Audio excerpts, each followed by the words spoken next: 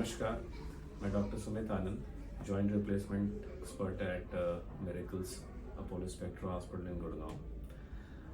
सो आप लोगों ने कई बार सुना होगा कि इस पर्टिकुलर बंदे को नी अर्थराइटिस हो गया या रिलेटिव को नी अर्थराइटिस हो गया। It's a very common term आज की डेट में, लेकिन हमें पता नहीं होता है कि एक्चुअली नी अर्थराइटिस का मतलब क्या होता है।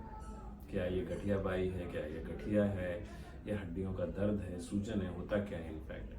तो नी अर्थराइटिस, पर्टिकुलरली अर्थराइटिस का मतलब होता है जॉइंट का सूजन, इन्फ्लेमेशन या डैमेज।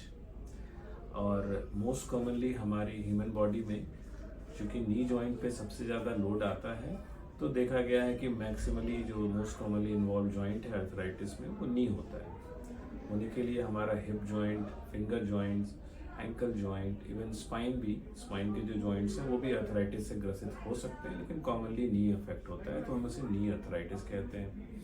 अर्थराइटिस का मतलब ये होता है कि किसी भी कारणवश अगर हमारे जॉइंट के अंदर डैमेज हो जाए, मोर प्रिसाइजली जॉइंट के अंदर होने वाला जो एक प्रोटेक्टिव कवरिंग होता है, जिसे कार्टिलेज कहते हैं, समथिंग लाइक दिस, जो हड्डियों में बोन को टकराने से रोकता है, हड्डियों के एंड्स पे होता है कार्टिलेज, ऊपर और नीचे। अगर इस कार्टिलेज में डैमेज हो जाए तो हम उसे प्रिसाइजली अर्थराइटिस कह सकते हैं। अब ये डैमेज जो है कई कारणों से हो सकता है, जिससे कि हम डिसाइड करते हैं कि कौन से टाइप का अर्थराइटिस है।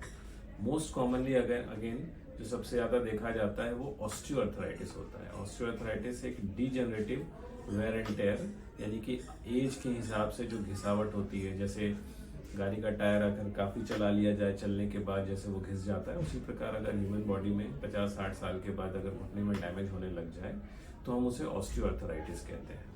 ये सबसे कॉमन फॉर्म ऑफ अर्थराइटिस है, नी अर्थराइटिस। ठीक है। अगेन इसमें भी कुछ फैक्टर्स हैं जो कि कुछ लोगों को इसके लिए प्रोन बनाते हैं, जैसे कि फैमिली हिस्ट्री ऑफ ऑस्टियोआर्थराइटिस है, अगर नेटिव नी की अलाइनमेंट ऐसी है कि पैरों में बचपन से ही थोड़ा सा टेढ़ापन है, तो अंदर वाली साइड ज़्यादा ओवरलोड हो रही है, तो इवेंचुअली 50-60 साल के बाद हम एक्सपेक्ट कर सकते हैं कि उसमें डैमेज हो जाए।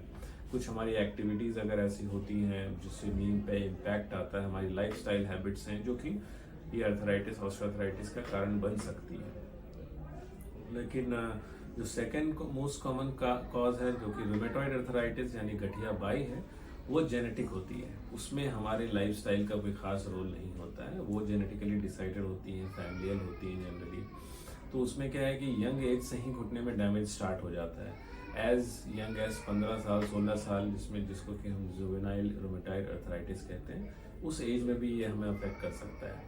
तो कई बार हम क्लिनिक में देखते हैं 20-30 साल के लोग आते हैं जिनको कि गठिया बाई हुई रहती है और काफ़ी हद तक उनके जॉइंट में डैमेज हो गया होता है। सो ये लेट एज में नहीं होता, ये अर्ली एज में, इसमें बॉडी की जो इम्यूनिटी है वो खुद के अगेंस्ट काम कर रही होती है और कार्टिलेज को डैमेज कर जाती है। तो ये rheumatoid arthritis is another common cause. इसके अलावा और भी बहुत सारे कॉज हैं, जैसे कि किसी को अगर एंकेलोजिंग स्पॉन्डिलाइटिस है, किसी को सोरियासिस है, किसी को एसएलई है। इन सारी इन्फ्लामेटरी कंडीशंस में इवेंचुअली जॉइंट भी डैमेज हो सकता है।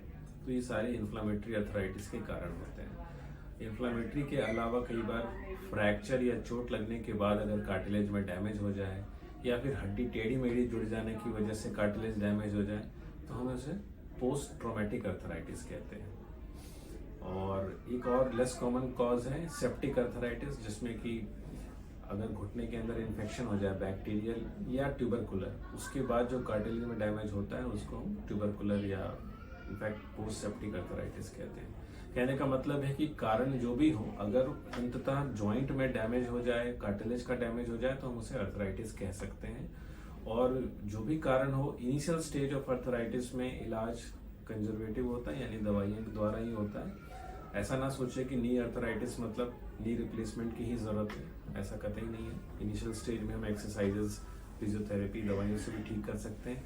इनफैक्ट गठिया बाई को तो हम लॉन्ग टर्म दवाई लेके कंट्रोल में ला सकते हैं। लेकिन और अगर पहले से पैरों में टेढ़ापन है तो कई बार उसकी सर्जरी होकर पैर सीधा कर सकते हैं, जिससे कि हम ऑस्टियोआर्थराइटिस डेवलप ना करें इन फ्यूचर, वो भी एक ऑप्शन है। नी रिप्लेसमेंट सिर्फ तभी करते हैं जब कार्टिलेज पूरी तरीके से डैमेज हो चुका है और हमारे पास कोई दूसरा ऑप्शन नहीं बचा है। और ये सबसे डेफिनेट और सबसे प्रिडिक्टेबल आउटकम वाला इलाज होता है नी रिप्लेसमेंट। इसमें नी के ऊपर कैप कर लगते हैं, जहाँ कार्टिलेज थी उसकी जगह आप मेटल एक इम्प्लांट आ जाता है, जो कि वही फंक्शन करता है कि हड्डियों को आपस में टकराने नहीं देता है, स्मूथ एक सरफेस दे देता है, जिसकी वजह से पेन चला जाता है। आई होप ये इन्फॉर्मेशन आपके लिए हेल्पफुल रहा होगा, इससे आपको काफ़ी ज्ञान मिला होगा। अगर आपको इसके अलावा कुछ क्वेरी है या सर्जरी या नी आर्थराइटिस के बारे में फर्दर जानना चाहते हैं तो आप हमें कांटेक्ट कर सकते हैं। Thank you.